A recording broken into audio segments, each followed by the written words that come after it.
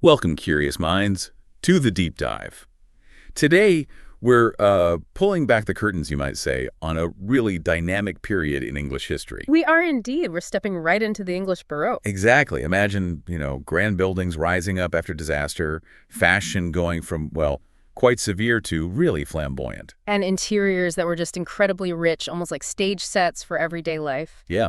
So our mission today, like always, is to really dig into the sources. We've got history texts, articles, design stuff, and pull out the key insights. Basically giving you a shortcut to really understanding this fascinating era, the why behind it all. So if you've ever looked up at, say, St. Paul's Cathedral and just thought, wow, or maybe admired the carving on an old chair, then you're in the right place. We're going to explore that whole tapestry, the history, the power, the art that created these things. we'll journey from the turbulent politics of 17th century England Right, through the fashion, how people dress tells you so much. into the big architectural statements, and then right down to the nitty-gritty of interiors and furniture. And you'll see how it all connects, how these things really define the English Baroque. It wasn't just about aesthetics, it was about making a statement. Okay, so let's set that stage, because you can't really get the English Baroque without understanding the history behind it all.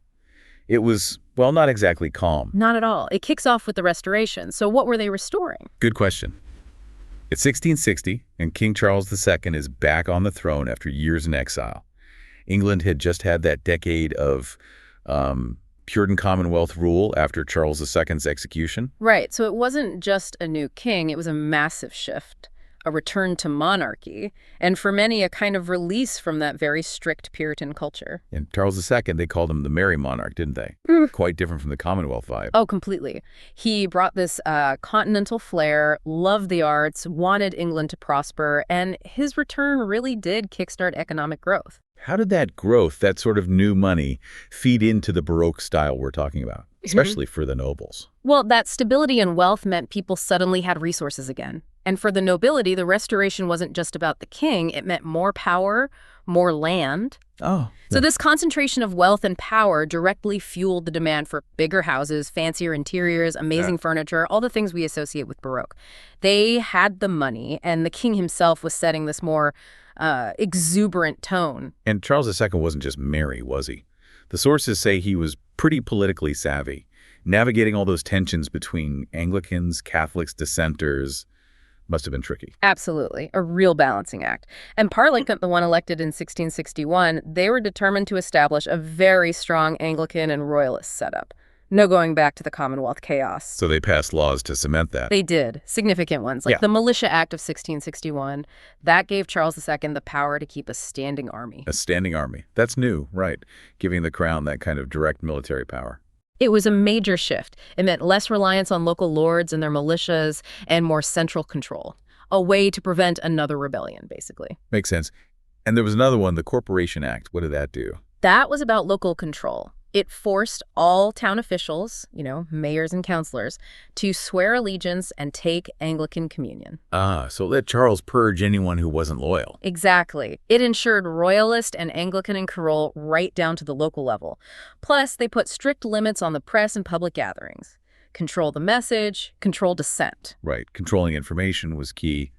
And then maybe the biggest one for shaping society long term, the 1662 Act of Uniformity. Oh, definitely. This one targeted the clergy directly. Everyone had to use the Anglican Book of Common Prayer. Which many Puritan ministers couldn't do. Precisely. Over 2,000 were forced out of their parishes, a huge disruption. It also put controls on education. Basically, it cemented power in the hands of the Anglican clergy and the landed gentry, a very specific structure. So outwardly, it's all Anglican and Royalist consolidation.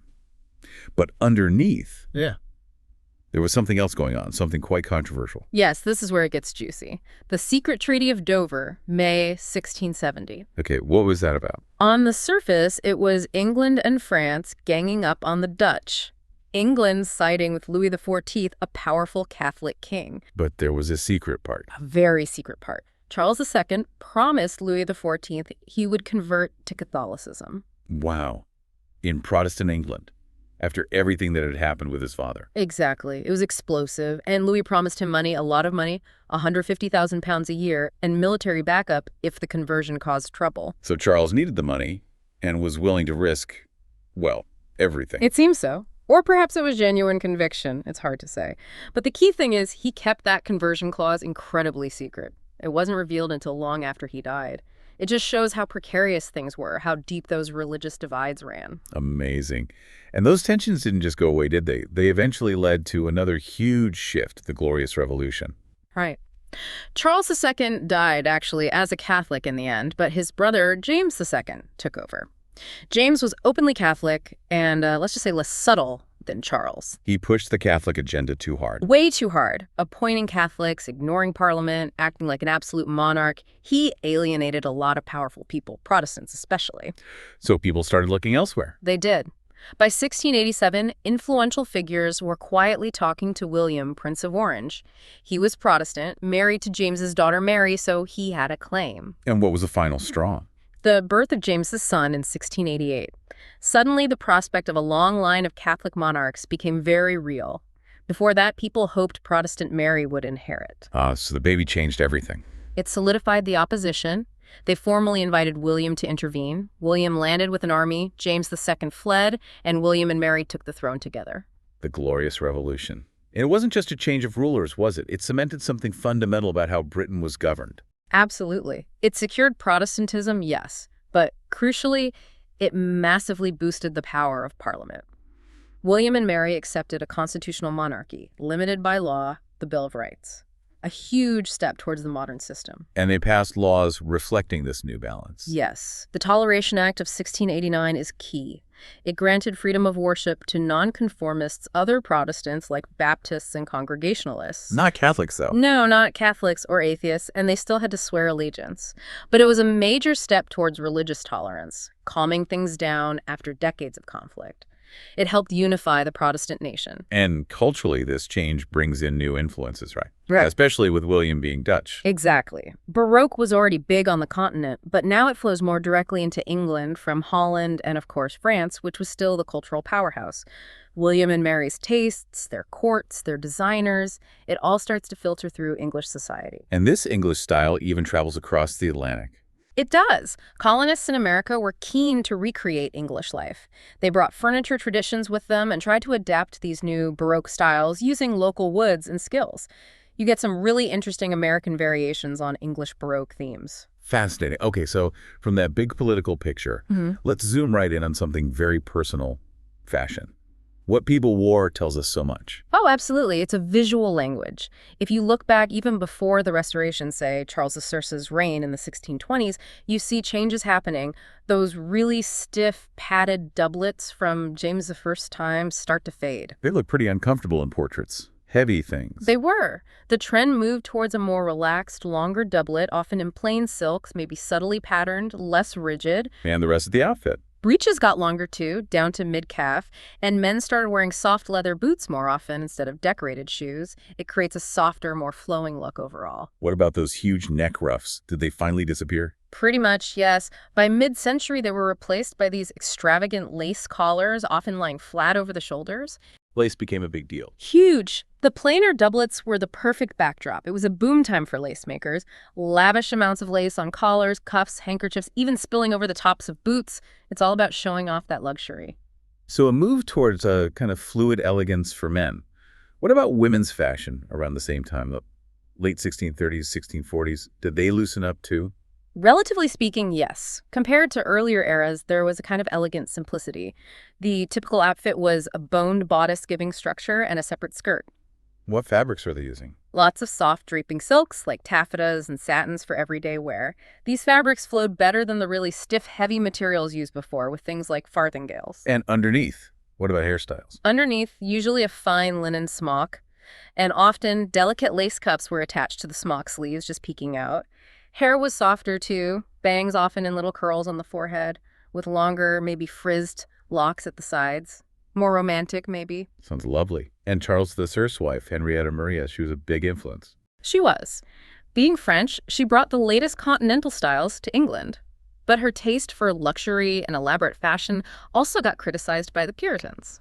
Fashion becoming political again. Always. They saw it as sinful extravagance, just added fuel to the fire leading up to the Civil War. And women's fashion kept evolving. towards something called the mantua. Yes, this was a big change later in the century. The old bodice and skirt combo gradually gave way to the mantua. It was a looser gown, often cut all in one piece. How did that work? It was cleverly draped and pinned up at the back to create this elaborate overskirt effect. More volume, more drama, very Baroque. It really showed off the expensive fabric. Okay, now, the wigs. We have to talk about the wigs. They're so symbolic of the Restoration era for men. The periwig, yes. Huge, heavy, long, curly things, full-bottomed, absolutely a sign of status, wealth, maybe even wisdom. Where did that trend come from? France, mainly. Louis XIV apparently started wearing them to hide thinning hair, and he had loads of them. Charles II spent his exile on the continent, saw fashion, and brought it back with him when he was restored. As king, he made it popular, essential for any man of standing. They look incredibly hot and heavy, though. Were they practical at all? Well, there was one practical touch. Men often wore small linen caps called culottes underneath. Oh, really? Why? Basically to soak up sweat and keep the scalp a bit cleaner. The wigs themselves were usually animal hair, horse, goat, sometimes human. So, yeah, not the most hygienic things. The culotte helped manage that, a little practical detail hidden under all the grandeur. Right. Okay, from personal style to something much bigger architecture.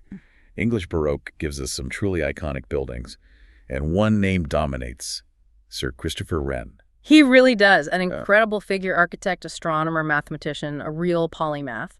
After the Great Fire of London in 1666 destroyed so much of the city, Wren got the job of surveyor of the king's works. And he rebuilt a lot. A huge amount. Designed 53 London churches, famously St. Paul's Cathedral, plus major secular buildings like parts of Hampton Court. He literally reshaped London's skyline.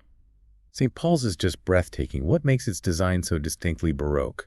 Well, it's huge, obviously the largest cathedral in England. Started in 1675, the famous dome is based on Bramante's Tempietto in Rome, but Wren adapted it, made it much bigger, and used this ingenious triple shell construction. Triple shell, what does that mean? There's the outer dome you see, then a hidden brick cone inside for structural support of the lantern on top, and then a lower inner dome visible from inside the cathedral. It's brilliant engineering, allowing for that massive scale and height. Amazing. And the details inside. What are the Baroque elements? Oh, lots. The huge dome at the crossing, smaller saucer domes over the nave, intricate coffers in the ceilings adding texture, grand arches, classical columns, and pilasters everywhere. Any specific types of columns? Yes, those distinctive Solomonic columns, the spiral, twisty ones, very Baroque, plus motifs like laurel leaves for victory and broken pediments where the triangular top is kind of interrupted, adding drama and movement. It's all very theatrical. It really is.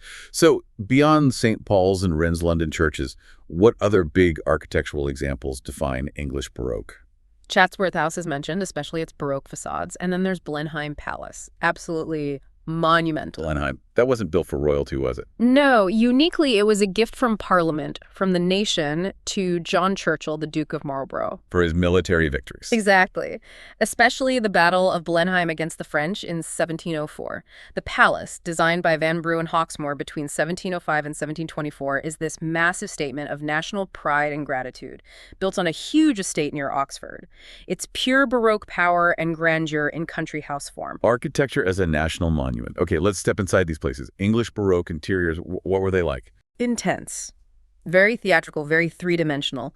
Think bold, curved shapes, rich colors, deep reds, golds, blues, lots of gilding, elaborate plasterwork ceilings.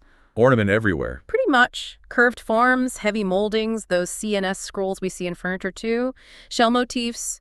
Everything designed to impress, to create this dynamic, opulent feeling. Every surface was a potential canvas. So it wasn't just decoration, it was about creating an atmosphere, a stage. Absolutely. And the way spaces were organized reflected that, especially the social hierarchy. How so? Well, in palaces and big houses, you'd have the state apartments, very grand, for formal receptions, showing off power and wealth, then separate family apartments for private life. A clear separation. And this idea of the enfilade, how did that work? The enfilade is fascinating. It's where doorways between rooms are aligned so you can see right through a whole series of rooms in a straight line. Like a corridor of rooms. Sort of, but the doors are key. How far you were allowed to proceed along that enfilade showed your social status. A minor guest might only get into the first room. Someone important might get much deeper into the private areas. Wow, so your position in the house literally reflected your position in society. Clever. Very. It's architecture reinforcing social order. But with all these connected rooms, what about privacy or just getting around without walking through a formal reception? That's where corridors and back stairs were crucial. They allowed the family and servants to move around discreetly without using the formal enfilade, essential for privacy and just, well, practical daily life behind the scenes. Let's look at some specific interiors. Wren's church interiors, like St. Stephen Walbrook. A great example, completed around 1679. It's based on this amazing geometric plan, rectangle to square, Greek cross, octagon, circle, culminating in this beautiful dome with coffers. So lots of visual interest. Definitely. Classical columns, rich wood paneling, a big pulpit, and a clerestory high windows letting light flood in. It creates this sense of ordered grandeur, leading your eye upwards. And in a grand house, Belton House is mentioned. What's typical there? Belton House finished around 1689. The salon or dining room is a key example. You'd see carved wood paneling, maybe with classical or natural designs. Insulating and decorative. Exactly. And those ornate plaster ceilings, often with mythological scenes, a big fireplace with an elaborate mantelpiece as the focal point. And, of course, furnished with chairs from the period, like Carolean chairs, all creating a very cohesive, lavish look. And to really grasp the full-on Baroque impact, the sources point to some continental examples. Yeah, they give a sense of the sheer intensity. The monastery of St. Florian in Austria, soaring columns, often painted to look like marble, gilded capitals, ornate details everywhere, overwhelming opulence. Sounds like it. Or the Abbey Church at Melk, also in Austria. Curbing walls, red-brown marble pilasters, balconies covered in stucco, high windows creating dramatic light. It's designed to totally overpower the senses, inspire awe. Almost dizzying. Yeah. And even a library could be this ornate. Yes, the S. Gallen Monastery Library in Switzerland. Because it housed precious manuscripts, the library itself became a work of art. Rich frescoes, elaborate stucco, beautiful woodwork in walnut and cherry. It shows how even functional spaces were treated with this incredible richness. Knowledge itself was being celebrated through art. Incredible. Okay, all these amazing spaces needed amazing furniture. Let's get into English Baroque furniture. There was a shift towards comfort, wasn't there? Definitely. More luxury, more comfort, more convenience compared to earlier sterner stuff. You start seeing curved forms appear in chair backs and legs, much more dynamic. And lots of carving. Oh, yes. Elaborate, often deep carving becomes a major feature. And critically, this is when the cabriole leg emerges, that elegant S-curve shape, often based on an animal's leg. It's graceful but strong, and it becomes a real hallmark. And comfort means upholstery. What were they using? A huge range of things. Leather, tapestries with scenes woven in, wools, linen, silks, velvets, and crewel work was really popular. Crewel work. What's that exactly? It's a type of embroidery using wool yarn on linen or cotton, often with these lovely, colorful, floral or exotic designs, added texture and visual interest as well as padding. Nice. So the furniture wasn't just for show, it was actually becoming more comfortable. Now, the Restoration period is often split into two styles, Carolean and William and Mary. Let's start with Carolean, 1660-1689. What defines it? Big change. Walnut starts replacing oak as the main wood. Walnut's finer grain was better for carving and had a lovely sheen. Decoration-wise, it was all about carving and turning on a lathe. What about chair features? Chairs often had cane panels in the back and seat lighter, cooler, or loose cushions. And a key feature is the use of Flemish scrolls, these bold, C-shaped or S-shaped curves on stretchers between the legs, on arms, on the uprights at the back. Very dynamic. And specific decorative techniques, like oyster work. Yes, oyster work is beautiful. It's a veneer made from cutting across branches, creating these oval shapes with concentric rings like oyster shells. Looks amazing in walnut. Also, carved tree motifs were common. Lots of surface detail. Okay, iconic Carolean pieces. The wingback chair. Sounds cozy. It was designed for comfort. High back, wings at the sides to block drafts and keep the heat from the fire in, often upholstered, sometimes painted and gilded, a real luxury item. And that spiral-turned walnut armchair. The description is so detailed. That's a classic Carolean piece. Tall, upright back, but with lots of intricate spiral turning and carving. The back often pierced with scroll work, making it look lighter. Seat and back often caned. Yes, caning was common for comfort and coolness. Legs usually ended in bun feet, those rounded shapes, and very often you'd see a carved crown, sometimes held by little cupids, right in the middle of the top rail in the front stretcher. A direct nod to the restored monarchy. Absolutely. Wearing your loyalty on your furniture. What other types of furniture pop up in the Carolean period? Secretaires on stands, basically early writing desks. Carved walnut daybeds, often with adjustable backs for lounging, writing cabinets, and settees became more common. How were the settees designed? Always a high back, sometimes with wings like the chairs. Often the upholstered back looked like two or three chair backs joined together, and the arms usually scrolled outwards, designed for seating several people in comfort and style. Okay, moving on from Carolean to William and Mary, post-1689. Still restoration style, but a bit different. The age of walnut really takes hold. Yes, it's often seen as a slight retreat from the absolute flamboyance of Carolean, a bit more restrained, maybe some Dutch influence coming in with William, but definitely still the age of walnut. It was the dominant wood. And new furniture forms become popular. Yeah, the gate-leg table is a big one, very practical with its folding leaves, and the highboy, that tall chest of drawers on legs, great for storage, but still elegant. What about armchairs in this period? Still lots of scrolls. Still CNS scrolls, yes, but maybe handled a bit more lightly. Turning is still key. You see elegant trumpet-shaped legs or baluster forms, and the cabriole leg becomes even more common and refined. Legs and feet had specific styles. Definitely. Turned legs, trumpet legs, cabriole legs, heavy turning on chests, knobbed bun feet. And the sources mention Spanish feet sort of scrolled and Flemish feet, too. And the overall chair design. Generally a bit lighter in feel than Carolean chairs. Armrests might end in a ram's horn scroll. Backs were usually tall and narrow, quite stately. And a very common feature is the X-shaped stretcher underneath, often with a little finial in the middle where the parts cross. Adds stability and a nice geometric touch. Lots of subtle variations. What other furniture types were common in the William and Mary era? Side tables, often beautifully veneered. Dressing tables became more important. Writing tables, too. You also see turned oak tables with tray tops and specific card tables, often walnut veneer with round tops. Shows card games were becoming a fashionable pastime. And beds. Still grand. Oh, absolutely. The tester bed, or state bed, remained the ultimate status symbol. Heavily draped in luxurious fabric, silk, velvet, damask, creating this enclosed private space. Almost a room within a room. Exactly. The canopy, the tester, often had this incredibly ornate, carved cresting on top with foliage designs. These weren't just for sleeping. Important people might even receive guests while in bed. Amazing. And the great bed of ware is mentioned. Yes, that's a famous, slightly earlier but huge, carved oak bed, now in the V&A Museum. It's massive, 10 feet wide. Supposedly slept 8 people. It just shows the scale and ambition of furniture back then. And leg types continue to evolve. Right. The sources specifically mention astral legs continuing, and also inverted cup legs, a type of turned leg shape. Just shows the ongoing refinement and variation within the style. Wow. What a fantastic deep dive into the English Baroque. We've covered so much ground, from the politics of Restoration and Revolution, Through the amazing shifts in fashion, from ruffs to those incredible wigs. witnessing Wren's architecture, the grandeur of Blenheim, Stepping inside those theatrical interiors with their enfilades and plasterwork. and finally getting comfortable with the details of Carolean and William and Mary furniture.